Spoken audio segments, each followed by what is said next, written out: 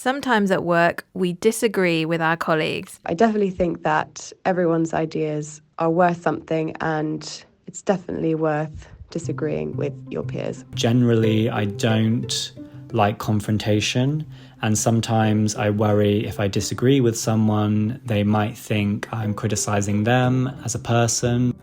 There's this idea that people with authority always have things right, imposter syndrome. Today on Office English, we're talking about how you can keep things professional when disagreements happen at work. Hello and welcome to Office English from BBC Learning English, your podcast guide to the language of the office. In each episode, we talk about business English that will help you succeed in your career. I'm Pippa. And I'm Phil, and in this episode, we're talking about disagreements at work. Of course, we never disagree, do we, Pippa? No, we never disagree. We never have a crossword. But different opinions at work aren't always a bad thing, Phil. Sometimes you want different perspectives on a problem. Sometimes you want to hear what other people have to say, even if you don't agree. The problem, I guess, comes when a disagreement gets in the way of the work getting done. Today, we're going to talk about how to express your opinion, disagree politely, and if necessary, complain about a colleague at work. All while staying professional, of course. And it's important to say that we're speaking from a British cultural context. So in Britain, we like to think of ourselves as quite polite. We're quite indirect when it comes to conflict. So we don't like to say straight to somebody's face that we disagree with them or that we think that their idea is rubbish.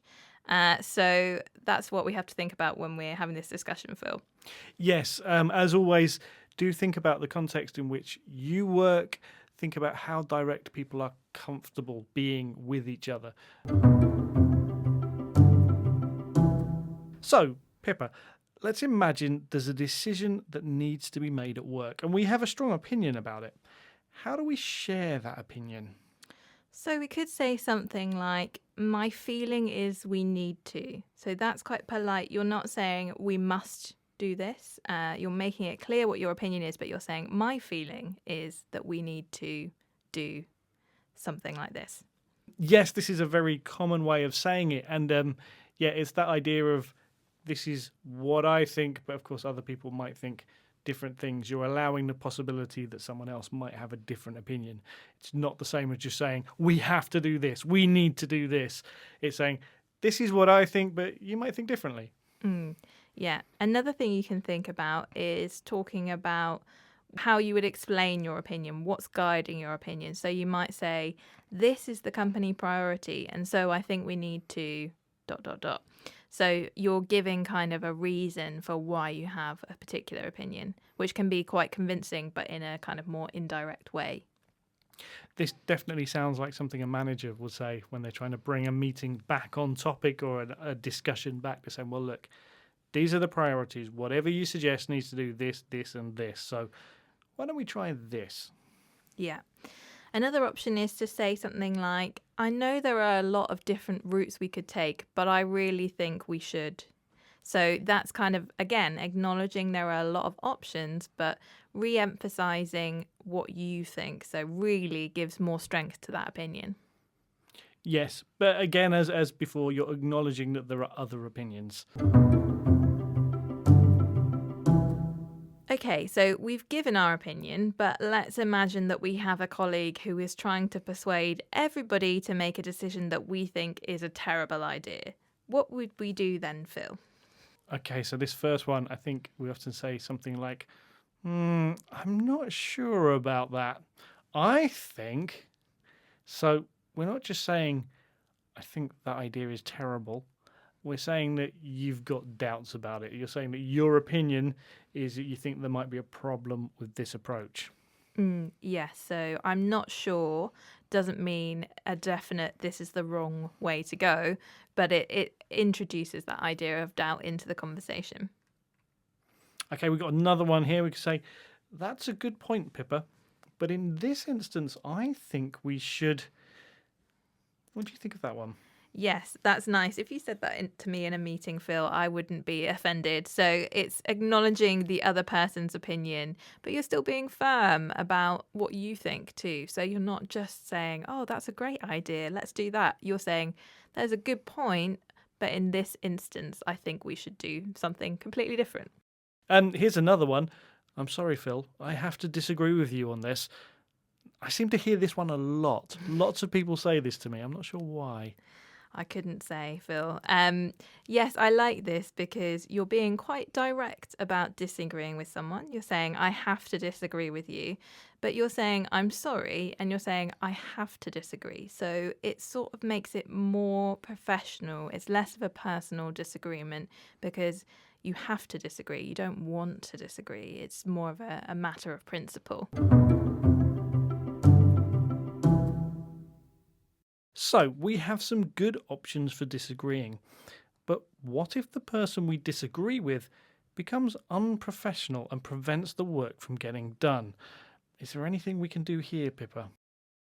So it depends. If you have a colleague who keeps getting in the way of things or ignores the decisions being made by the company, you could consider complaining to someone more senior, so your boss or your manager.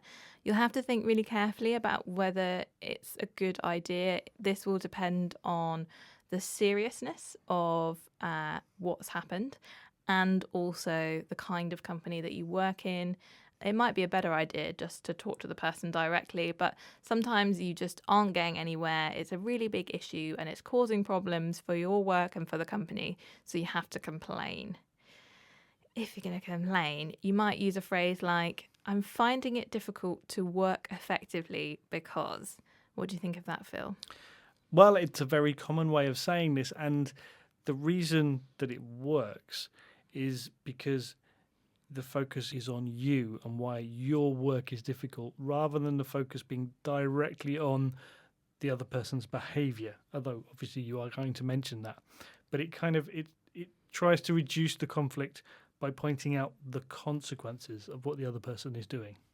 Yes, and a manager's probably going to be most interested in why this is a problem rather than your kind of personal disagreement with somebody. Another phrase you can use, which is useful, is I'm worried about how this would affect, for instance, our customers or our clients. So again, you're focusing on the impact. Yes, I think by focusing on the consequences, it reduces the possibility of it just becoming too personal. You're just saying, look, it's about our customers or it's about the work that we need to do.